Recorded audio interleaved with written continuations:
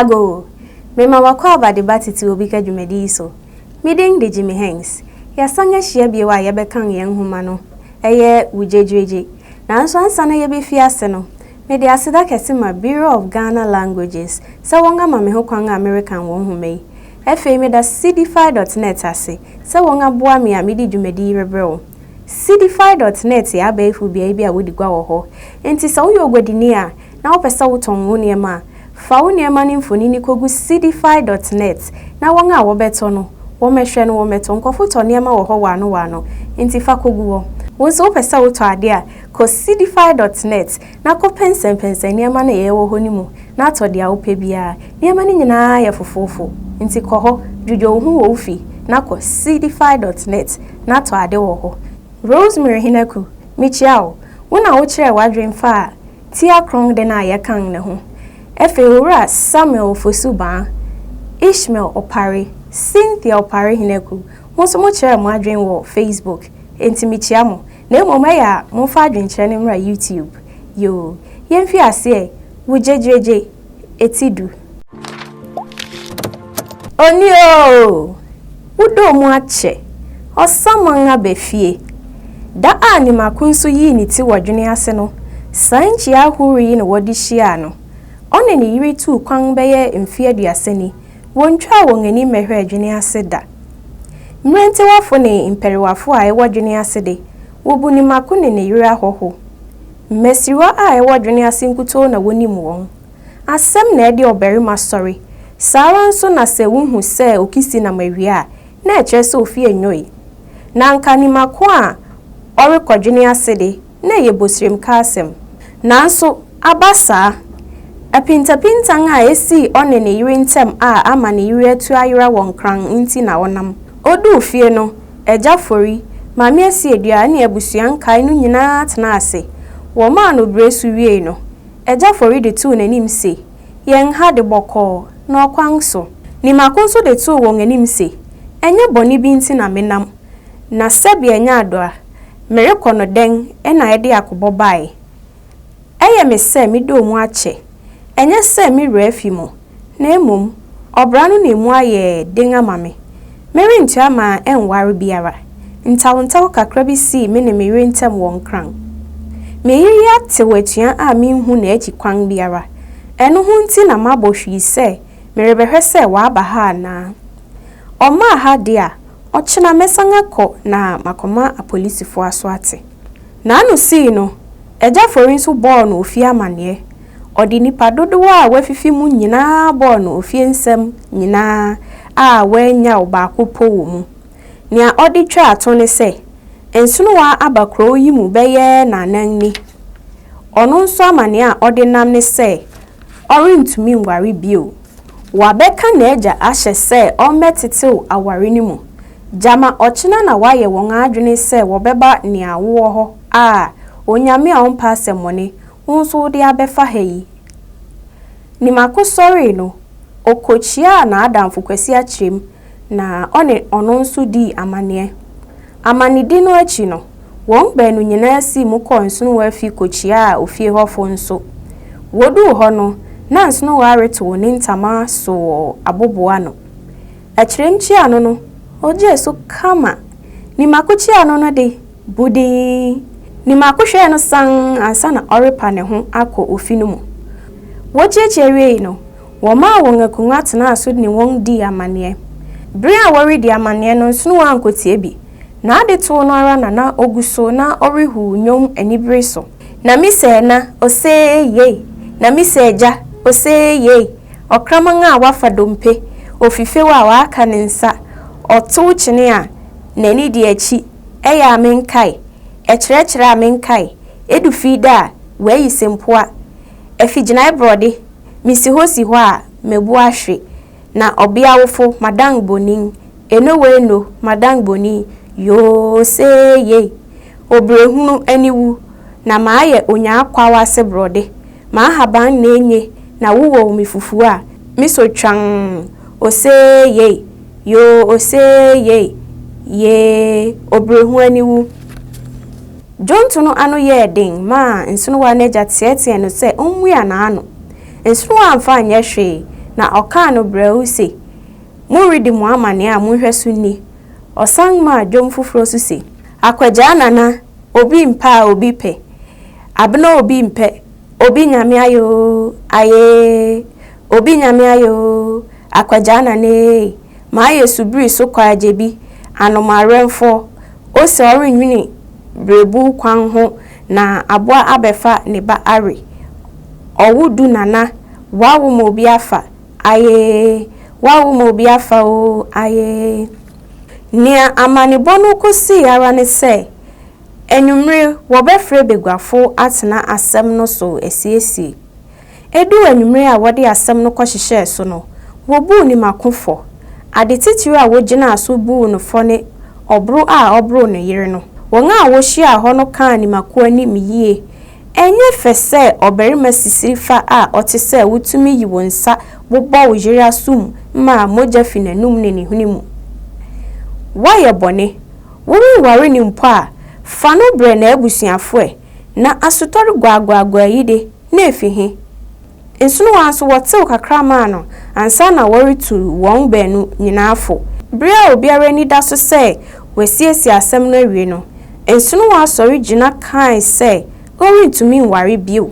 woka bre na ensunu wa amfa asopantie eye sa ma ni makonso kan se ono sori nware bio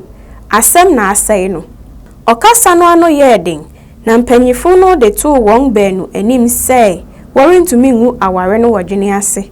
wo kire mu se won benu no ara na wo ware won ho wo ogwaya sori dan mu nti won fa won asem nkoho ansa na wori tunkonwa no na anobabai de nen no ama omanfo abetwa won ho ahia rebo won ani ne won aso akon hama eja fori du fie pe na ofre ni makokọ ni dan mu ofre ni yiresi aduan so se o meti asem no bi ode tu ni mako anim se no kware onyame ni nipa anim wagu manim ase wara hwem aware mu nsem amoyi aguabonten so eye nim guase kese osi ni ti ase de ne nsa sum na no ye din kakra na otua aso se na enyame nwonwa sara na esese eba enyame semu asembi na eka se eniwa a eyi na ejehi na ebu enatie animtia no esibonten ho kwa de bi betutu na akorema bedi eno na eda ho no aware de niame hu ni se eja na oware ma oba ene de musa ni bue aba nti ni obiara pe na oye Gyegyiregye akwantin fifiri chiwa anhenha wa echirewo ogu ahomekoko na odan na ni hwerim din otu asise ma brewata wubuni nema fo ya ware kra kan no obia ne oberima tumi ware kosi se owu betete won ntem ene nso de enti sa kra aware a wosi hu nkonwa gyede magu no kra nia abaso ne se wo ba esemesi ana obenten ne obia bia fa afru na beka ho asem asanka ni mu no ekabrubro na yeme yawo ne se obia no nya wo fa ne ho ne bape na aware ni gwa asiara nen aye sama obebun a obi benya no aware ho aye na wo behwe obia bi a orekwa aware na ode ne madi na echi na ereko abanoma bere nam obia bi wo ho a ne maba nan nanso esno biara neja abraboni nia waware yedude egunen nia ebeye biara nso wo bepese wo beware foforo wuri kofa wo mabenu yi akogu obia foforo a ebia ono nso wo ne maso wuje di se wo meyi hu beto won enya ntete wo panso nia mo para nen ebe kakra no na aware de mo yie firiase kra mo Gyegyiregye osori gina ho fra ne ntamayie na otua asuse esi edua me fra wo ne boba ni mako a enya boni bi na asema me pese medetu wanim na wo metu ni mako nso ne se meri to me ni na echi nko ogwai nkogu aware no onko hwehwe obi na onko ja no masemara nen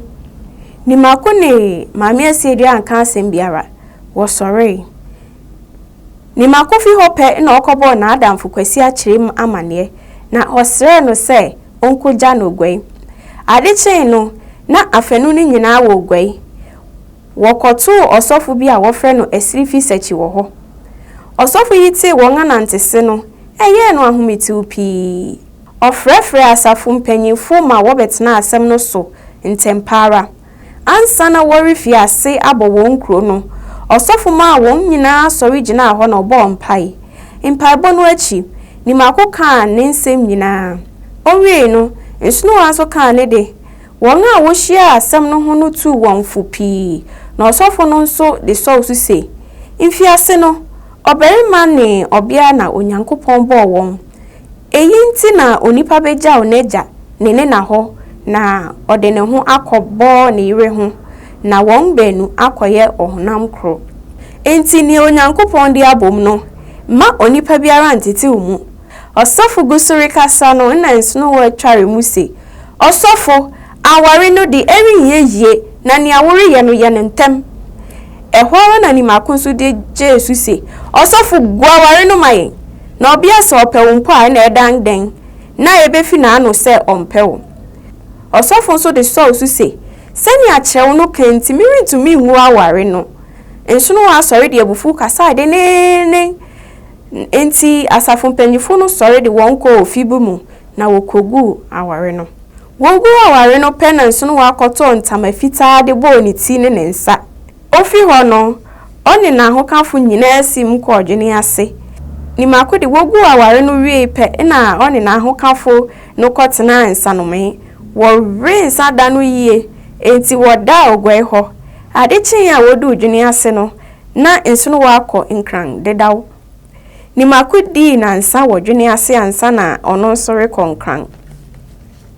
nsunu wadu nkran pe na ofa abuadi adwuma mu kobo na amane nyina buadi pon adwuma no wanko ni fikura na emomoko nsunu wa ho nsunu wa ye aduan ma wodi ansa na odu fie buadi du fie no na ne ire ne ma ada dedaw ne ire ti ne nka pe na osore de na aduan si opon so ma no nanso buadi ani o kire mu se okọ aponto bi ase nti wa men de biara abuadi bepon adwuma no je se okohye nsunu wa ho cheyiye ansa na wadu fie saa ne yeyi ko so beye abosom ya bien no na akoye koda na ama abuadi ire no buadi pon adwuma onu fie ntem aduan kra na odi besi ni kunu yi ho a ontie ne hu ni obisa no nso a anu ye odi ma no ne ye ko nhiem ye ko aponto ase ye tu kwangetu wa bi buadi ware akosia poma beye mfidunum ni onyame adom wo ma ba wotwe merima ba nan na mea wanso ba nan emu basa ewo suku mu wo kumase koforidua ne nkran ho mufra aka no nyina nso gusuku mu wo nkran poma de enida ho ne boaseto na eni ni kunu yite ne botai ne se obebua ne kunu yi akwanya se nyina mu na wahwe won ma sani kunu no ye mfumso kra nia okara ne se mehwe wara insu shapotro dodo a oje wo poma ye na adwene se obejire ni kunu no ma wa kire no faako a okoda no efi se wa fa ho abisebisa ni kunu yi na mfupi na wanhu se ne ni kunu ka kire no nyina ye nkontompo okosusu ho kire na adamfo bi na afutu a na adamfo no de ma no kra na ehye ni nkran o se ende se wan jire wo ho a obi aje wukunu se wotena ho ye koma nia wo behu no dabi ne se obia foforo bia betu wafi wufi nanse yi juma a na mekunu dinen dakro na me bo me ho so sorry gina no so ene wa ye sensu onwini opon adwuma pe na osaso riba fie sensu wode tena ho ye honho na wo behu ne merima de wonyide won so saa o poma fi ho du fie pe na obewi hinam so se dano de ni ebeba beba obo ne ho so kotena aboboa no a wa ye krado retwen ni kunu yi otena hokosi beye enejo no nkron a ni kunu ma no osori se oretie ni mu osori pe no hu se obi nam sum no moreba eye maame hnewa ye okwawuni abesiwa a ote ben poma enti onim no odu ho a ochia no pe na obisa anu se na akosia sese de wuti obosu imu eye den Enye Boadi ono de wari okramanya wa no obeba beto me debi akosia enye saa kra me de awade mu ntokwa de mi kire no me wari mi kru beye mfie aduasani obiara nte ye nkada wo de fo wani rahwe no oyoyoyo a obirari nka nkire ne se onyai onora na obejai mame hiniwa afno mi abraw ne obechiu mama yam merintina ho mama yonko bia enye mi kunu mfi mi nsem mame hiniwa koto fa adua bi tena aso na okan se poma wore ya hwe ade awade a akuku wo mu no egu mebeka wasem bi oba bi ni kunu tena ase eni da krokra na wonko oba no de ho asem kwato okramoni bi anim se omoa no na awade no nso okramoni no ma no edro bi se da a kasa besi onini kunu ntem no onfantu nanum se obwe na no a obebodam obayi je edro yi koye osa da ebufo beba no na wafatu nanum aka na no atumuti ne bebi ni kunu yi kwane na ne yiri no emua na no nso agyae ekoso saada no ni kunu no hunu se dia oriyo no nyina hu ni mfaso nti ogyae kra ntokotu yo ememio jirabasa awade na asoyi obayi ko kremoni hosa orekoda na ase nanso kremoni na anya aseda no okira ase se ade ode ma no nya dro biara eyo obo otu ne fo se kama menka ede asem nam nti de biara ebufo beba no onka na no ntum se ne ode obo no tu nanum a oye no otu asise awade de eye ntobo ase enti sori koda na jai de wo pese wo yo no asema mama hene wa kan yi wudwe hu dan kire wadwen kire bia ho asema pomati yi bubu no kra enti osori kodai nondu bia kobremu na Boadi du fie wani di kra no dai pomanso amisa no asem biara adechi no oyi aduan no tungui Boadi ne yire nso no watena hokodu afe no na fei de oje ne ho a enye ewo sika fem sika kra sene baby petu yare a ode behwe no ho reye aye den ama no nti oye na adwene se oni nso no wa betete omu ekurese makaw nso mereye wade na eda ho no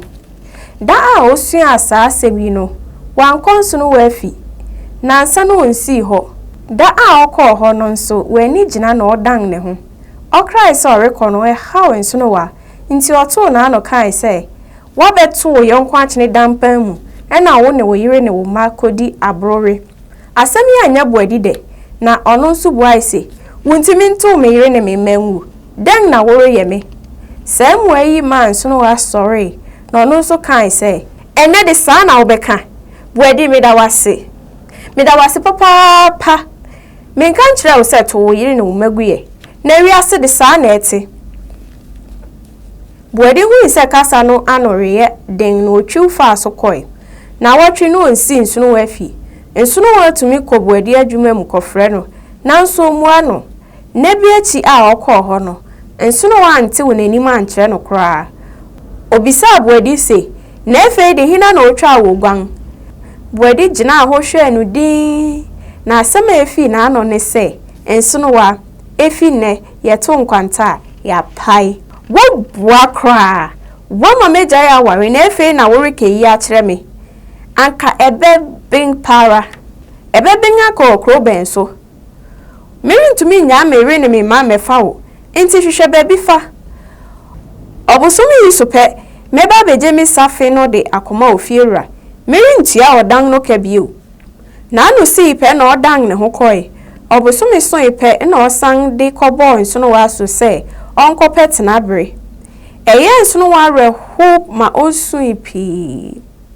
Boadi de na mfa ne ho kra ne okan no ara na ogina so nso no waje tu ne ho so se na nkasa betua odan no ka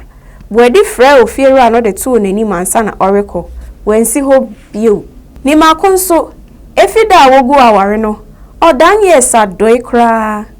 Nsanom no senkan no kra. Efe de na onko adwuma bio. Nsanom na wode aye nifi. Se otinsanom na wode apawa a wofre no. Oba ba ko agije menu sisi a na edeje onimu kra. Osori sigwamu saw a na anu demu reto dwomnu bi se. Oba ba ko agije me wa ma me bra sei mi hu aware bi na wo retwe me abo so. Me ma me kan yo na mentie. Me papa kan yo na mentie. Dwomnu sipe no watietie mu se wonsan mfa insisu bio. Se ba ni mu a efe de ni a wobehu ara ne se odi ne nsa agu ni tirisu. Otumi nnom nsa bo a ontumi nya hwe kra. Eba saa na adofo bi ape efrido no atom de no kofie. Ni makoye sara ma oyare bo no. Bosumi baako na odaso da ayaresabia wo kolebu. Ne hoto no oduyefo no bra no nsanom. Ebeye mfie bien na nsanka na ano. Eye sa ma oye fefefe. Nanso anche no woyi no fie adwuma mu se na ahoden so atew nti onkote na fie. Sika kakra ne nsa kan no odi bituetua ne ho mpo aka nyina. Oboabo ne ho de ne mabia be nunu si mu ko odwene asese workwatena hokra. Yo, aha ne ade akenkan sem ni besi ne. Ne akoso nyina wo akenkan sem yi mu no. Kire wadwen fa ho we wadwen kire bia ho. Efe so ya like sini subscribe na fam na wonamfonom no wonso wonhwe bi. Da sene ye hia ye de